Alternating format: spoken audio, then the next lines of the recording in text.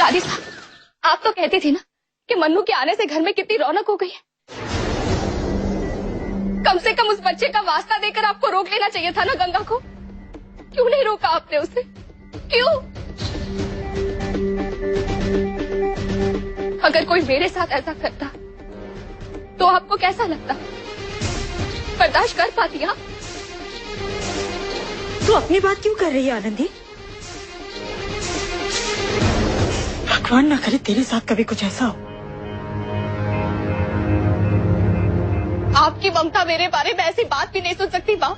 फिर एक माँ होकर आपको गंगा की ममता का ख्याल कैसे नहीं आया? जिसकी काली छाया से अपने बच्चे को बचाने के लिए अपना घर छोड़ दिया उसने। खुद ही सोचिए, खुद अपने हाथों से अपने बच्चे को उस दरिंदे के हवाले करना कितना मुश्किल रहा होगा उसके लिए। फिर भी इतना बड़ा त्याग करने के लिए तैयार हो गई वो, ताकि इस परिवार पर कोई आँच ना आए।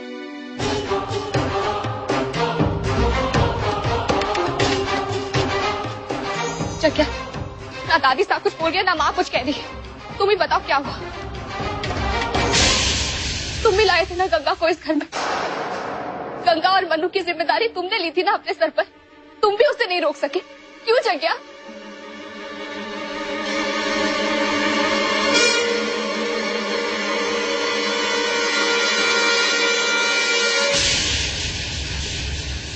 चलिए शिव, सवालों के जवाब में सिवाय चुप्पी के हमें यहाँ और कुछ नहीं मिलेगा।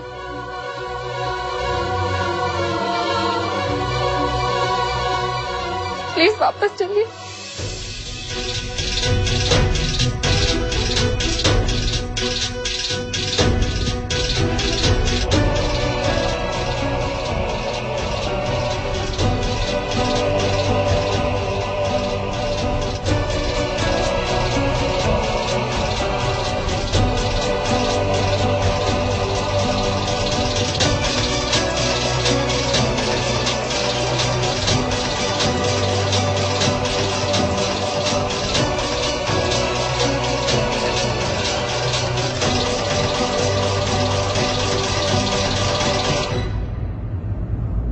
तो आप ही बताइए शिव, और क्या करती मैं?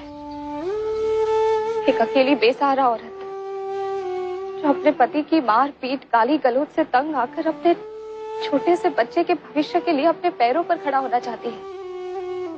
क्या आप उसकी मदद करने के लिए जमीन आसमान एक नहीं कर देंगे? बिल्कुल आनंदी, अगर आपको गंगा की जगह कोई और होता तब भी शायद मैं यही करती शिव। कितना ही बुरा लगता मुझे, और ये बात सब जानते हैं।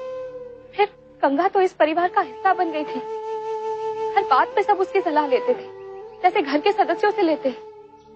गंगा के सुख दुख का कितना ख्याल रखा है सबने, और आज उसी लड़की को रोकने की कोशिश तक नहीं की किसी ने। क्यों? बस मैं यही जानना चाहती हूँ। यही बात तो मेरी समझ में नहीं आ रही आनंदी।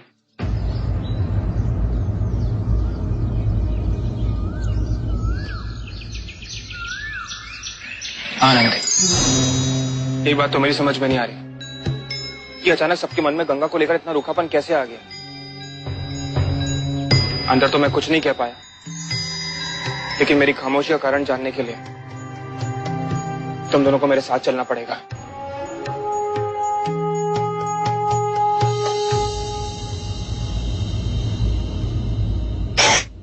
सिर्फ अपने परिवार का भला ही तो चाहा था। क्या गलत किया? ऐसे ही